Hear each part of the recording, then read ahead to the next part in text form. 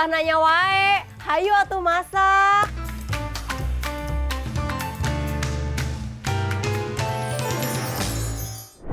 Nah, tadi teh ya udah ada ayam, udah ada mie sekarang yang mau dimasak. Aku mau ngolah mie jadi makanannya enak pisan. Aku mau bikin mie ongklok khas Wonosobo. Jadi makanan ini tuh mengingatkan aku nostalgia masa kecil. Karena aku dulu besar di Wonosobo dan papa aku kebetulan orang sana.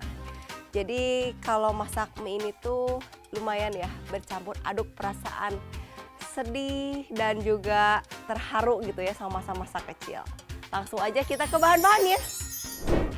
Bahan-bahannya tentu aja mie kuning.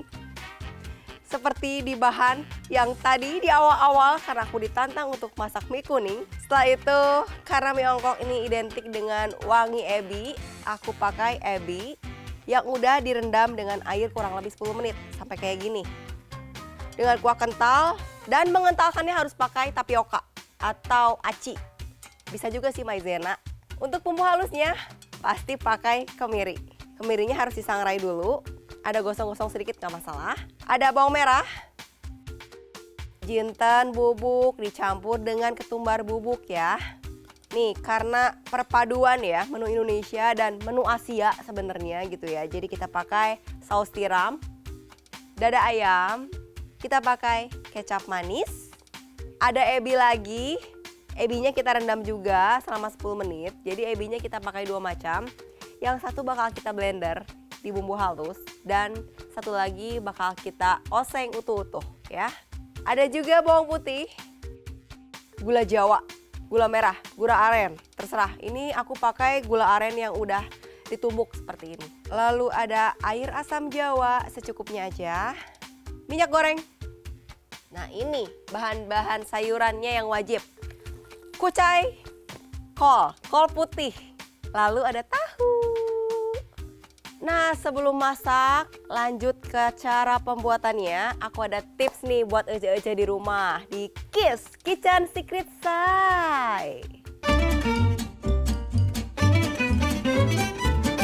Di Kitchen Secret Sai kali ini aku akan berikan tips gimana caranya menyimpan mie kuning supaya lebih awet di kulkas sebelum kita masak. Langsung aja ke tipsnya. Siapkan mie kuning di suatu wadah seperti ini, lalu kita siram dengan air panas. Pastikan semua permukaan mie kuning terendam dengan air panas. Setelah semuanya terendam dengan rata, kita diamkan sebentar saja. Lalu lanjut kita saring mie-nya. Saring mie sampai tidak ada air yang tersisa di sela-sela mie dengan cara ditepuk-tepuk seperti ini. Setelah itu kita tiriskan kembali dan kita taruh di wadah tertutup, bisa di plastik wrap. Kalau misalkan mau taruh di mangkok atau di kontainer wadah makanan. Dan kita bisa simpan di kulkas kurang lebih sampai 2 atau 3 hari. Selain itu ada tips juga nih, gimana caranya mengetahui mie yang layak makan dan mie yang agak kurang bagus untuk dimasak atau dikonsumsi. Yang pertama, kenali mie kamu. Kalau udah lengket dan teksturnya udah berubah jadi benyek, jangan dimasak. Yang kedua, kalau warna kuningnya terlalu menyala, jangan dimasak, jangan dimakan. Karena takutnya ada zat berbahaya di dalamnya atau pewarna yang berlebihan. Jadi dicek ya, warnanya kuningnya natural atau udah kelewat dari natural gitu, udah terlalu terang. Dan yang ketiga, kalau mie udah berbau tidak sedap, sebaiknya jangan dimasak. Dan yang terakhir, kalau rasa mie sudah agak aneh, sudah berubah dan terlalu gurih atau ada rasa-rasa yang dirasanya tidak lazim, lebih baik jangan dimasak. Oke, langsung aja sekarang kita masak mie ongklok.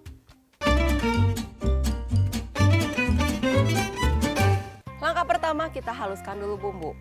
Siapkan chopper atau blender.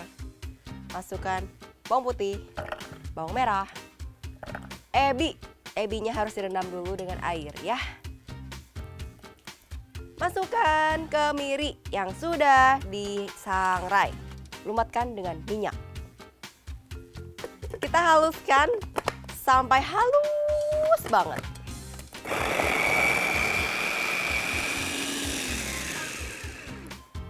Kita akan sisihkan dulu sebelum kita tumis ya, beserta bahan-bahan yang lainnya. Bumbu halusnya kita tumis di wajan.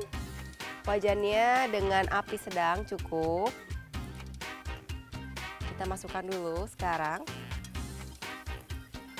Nah, aduk-aduk.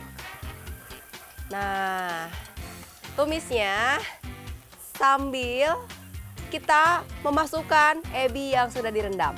Jadi mie ongklok Wonosobo ini terkenal dengan wangi ebinya, dengan perpaduan bumbu tradisional dengan bumbu Asia kayak saus tiram gitu kan. Enak banget wanginya, ya ampun. Mengingatkan pada masa kecil. Jadi dulu di Wonosobo itu ya, kalau misalkan keluar rumah sedikit ada gerobak yang jual mie ongklok. Dulu mah harganya cuma 4.000 perak ya. Nah, ini udah harum. Kita masukkan jinten bubuk dan juga ketumbar bubuk, air asam jawa, saus tiram, dan kecap manis.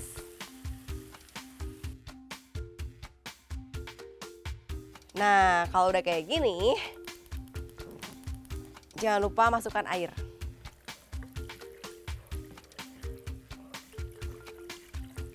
Sekarang kita masukkan ayam. Aku pakai ayam dadanya aja, tapi ada tulangnya karena kita mau ngejar aroma dari tulang. Jadi aroma kaldunya biar makin enak gitu ya, dibandingkan dengan dada filet.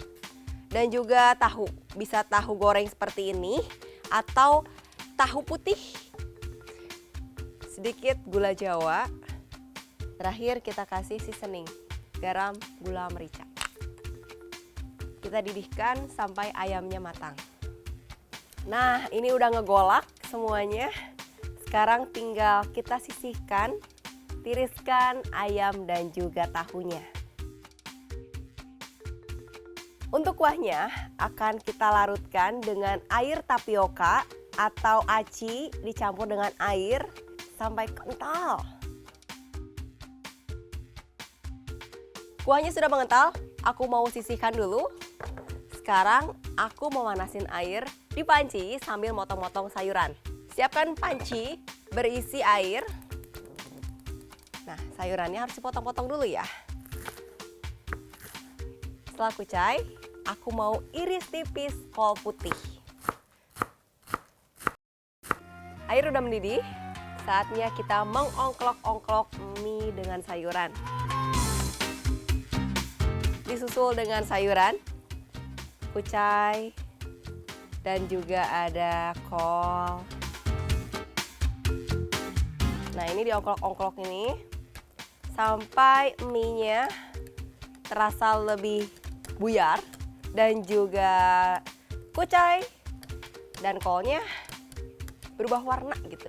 Jadi setengah matang. Ini udah nih. Tah, gitu. Nah, ini udah ditiriskan airnya. Sekarang saatnya kita taruh di mangkuk. Setelah ini kita akan tuang saus kental bacemannya. Nih, lihat ya. Tinggal dituang aja. Tuang langsung ke mie-nya ya. Sampai mengcover semuanya. Nanti kita akan aduk-aduk juga pas makan. Enak banget ini. Lalu kita akan hias dengan kondimennya. Ada tahu, ayam suwir, ada juga cabai rawit hijau, dan bawang goreng. Mie ongkloknya udah jadi. Ini khas banget sama daerah asal aku, Wonosobo. Kuahnya kental, gurih, dan mengingatkanku pada nostalgia masa kecil. Jadi lapar pengen dimakan.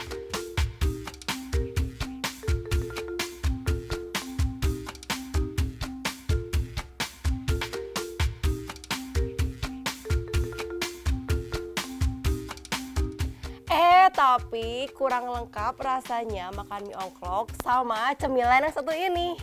Cemilan yang satu ini akan aku pakai dengan bahan tempe yang tadi nih yang di depan. Karena ada 3 bahan tuh.